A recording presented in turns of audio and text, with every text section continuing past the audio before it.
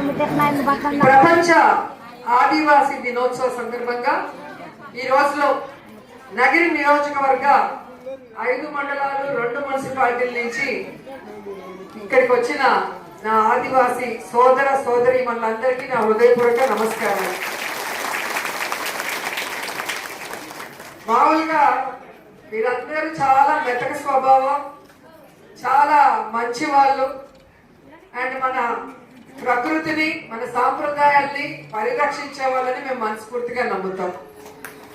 మీ అందరి కోసం జగన్మోహన్ రెడ్డి గారు తాను అధికారంలోకి రాగానే సచివాలయ వాలంటరీ వ్యవస్థ తీసుకొచ్చి ప్రతి ఇంటికి ఎంతమంది ఉన్నారు, ఎవరెవరికి ఏ విధమైన సంక్షేమ పథకాలు ఇవ్వాలి, ఆ ఇంట్లో ఉన్న పిల్లల్ని ఎలా చదివించాలి, పిల్లలకి ఎలాగ ఉద్యోగాలు ఇవ్వాలి, పెద్దవాళ్ళకి మరి ఏ విధంగా ఆరోగ్యశ్రీ ద్వారా ఆరోగ్యాన్ని ఇవ్వాలి, వాళ్ళకి పెన్షన్ ఇచ్చి వారికి కష్టం లేకుండా ఆ ఇంట్లో వాళ్ళని చూసుకునే విధంగా, అలాగే ఇంటికి ఒక ఆర్థిక మంత్రి లాగా మహిళ కాబట్టి ఆమె చేతికి వచ్చే ప్రతి పైసా ఆ ఇంటికి ఉపయోగపడుతుంది, ఆ ఇంట్లో ఉన్న వాళ్ళకి ఉపయోగపడుతుంది అని ప్రతి పథకాన్ని ప్రతి పైసాని ఆఖరికి ఇళ్ల పట్టాలతో సహా ఆడవాళ్ల పేరు మీద ఇచ్చి మగవారితో సమానంగా మీకు గౌరవాన్ని ఇచ్చిన ఏకైక ముఖ్యమంత్రి జగన్మోహన్ రెడ్డి గారు. అలాగే ఇంటి దగ్గరికి తీసుకొచ్చి రేషన్ కానీ పెన్షన్ కానీ చేయూత కానీ అమ్మఒడి కానీ మీకు డ్వాక్రా వడ్డీ అసలు వడ్డీతో సహా రుణమాఫీ చేసి 0 వడ్డీలు ఇవ్వటం కానీ, ఇళ్ల పట్టాలు ఇచ్చి ఇల్లు కావటం కానీ, మీ పిల్లలు చదువుకోవాలంటే అన్ని సబ్సిడీలు కూడా మీ ఇంటి వద్దకే మీకు ఇచ్చిన ఒకే ఒక ముఖ్యమంత్రి ఎవరైనా అంటే జగన్మోహన్ రెడ్డి గారు మాత్రమే. పేదవాళ్ళు అంటే తన కుటుంబ సభ్యులుగా భావిస్తారు ఆ కుటుంబం.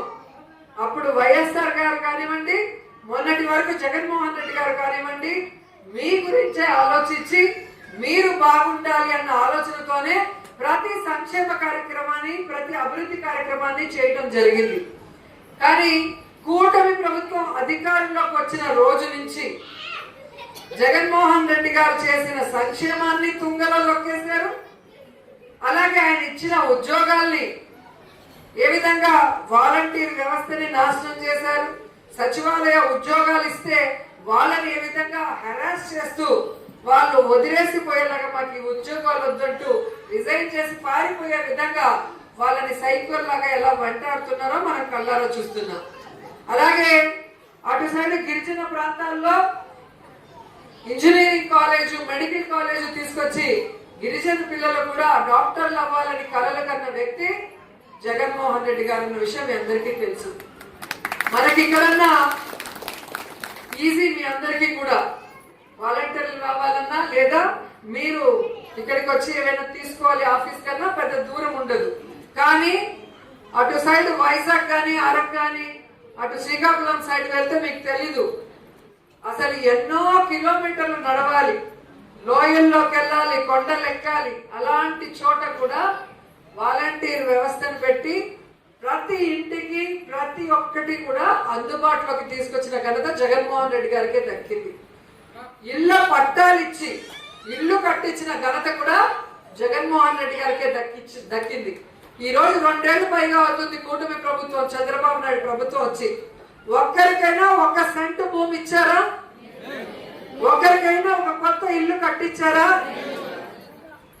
ఈరోజు మీ పిల్లలు చదువుకుంటుంటే ఆరోగ్యశ్రీ కట్టకుండా ఈరోజు 10,000 కోట్లు ఎగగొట్టారు. దాంతో ఏం చేస్తారు పేదవాళ్ళు? ఆ కాలేజ్ వాళ్ళు మీరు డబ్బులు కట్టకపోతే పిల్లల్ని తీసుకోమంటే మళ్ళీ కూలి పనిలో పెట్టుకోవాలి.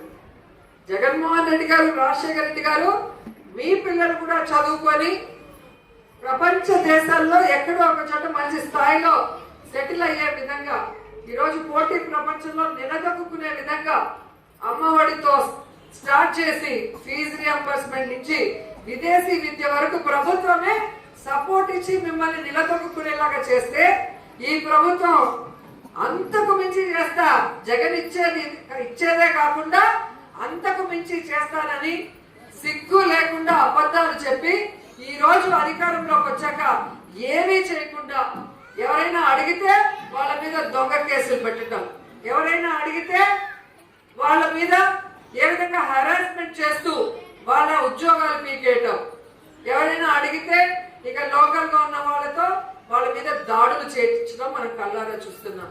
సో మళ్ళీ మీ అందరికీ నేను తెలియజేసుకునేది ఒకటే, జగన్మోహన్ రెడ్డి లాంటి వ్యక్తి ముఖ్యమంత్రి అయితేనే ప్రతి పేదవాడు సంతోషంగా తన పిల్లల భవిష్యత్తుని, తన కుటుంబ భవిష్యత్తుని ఎటువంటి బాధ లేకుండా హ్యాపీగా ముందుకు నడిపించే అవకాశం ఉంటుంది. అన్నాని ఆ నోరు తెరిచి ఇది కావాలి అని అడిగితే లేదనకుండా ఇచ్చే కుటుంబం వైఎస్ఆర్ కుటుంబం.